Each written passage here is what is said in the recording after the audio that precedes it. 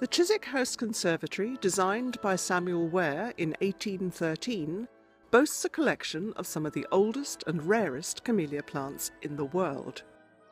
Once a year, in March, when they're in bloom, they go on show to the public, which is tricky because depending on the weather, some of the plants are flowering from September. It's the job of the head gardener, Geraldine King, to make sure that they're looking their best when they meet the public. And the first problem she faces is that they're housed in this magnificent glasshouse. So I'm with Geraldine. We're in a glasshouse.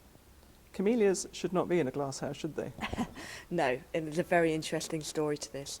The 6th Duke of Devonshire, in about 1790, introduced camellias and hot flowers into this hothouse. These were a rare plant at that time, so a real collectible and valuable item that came from Japan. Now, the interesting thing about camellias and why you might see a camellia in your garden is it wasn't until, so if you imagine these are 150 years old, and we all believed at that time that they should be grown under glass, it wasn't till an incendiary device went off in the gardens and blew all the windows in. So we're talking during the Second World War? During the Second World War, so 1940s, blew the windows in, of course we couldn't repair, and the gardeners were amazed that the camellias were still growing and not worried about the climate. We realised that camellias could grow outside, so that's why a lot of people can see camellias growing in the gardens today.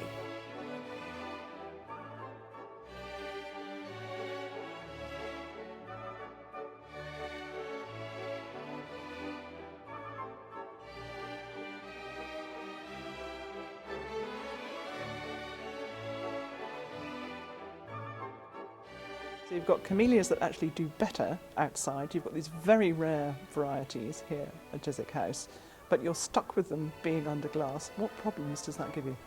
When you manage things under glass, there are a number of pests and diseases that come in. Now, a very interesting story about our collection is when this was a hothouse and we had an orangery, we grew lemons, and this is about back in the 1800s, brought the lemons in here, and the lemons then brought in a mealybug, and it's actually the only mealybug of that type specific to Chiswick, so that's surviving in this glasshouse.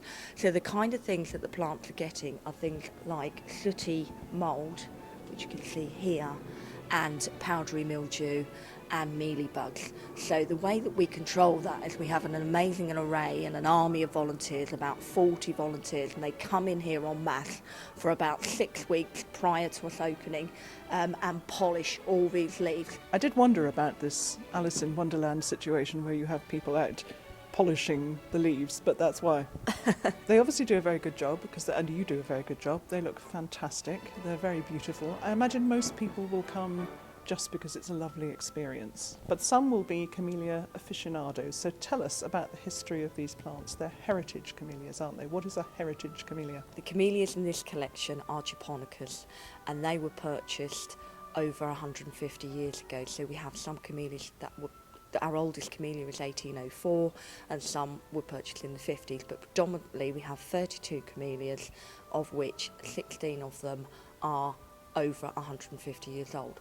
What's very unique about them, and particularly some of this collection, is that, for example, one of our plants, Middlemas Red, is one of only 2 of that genus and species in the world, the other being in New Zealand, that are in existence today, so that makes them very rare.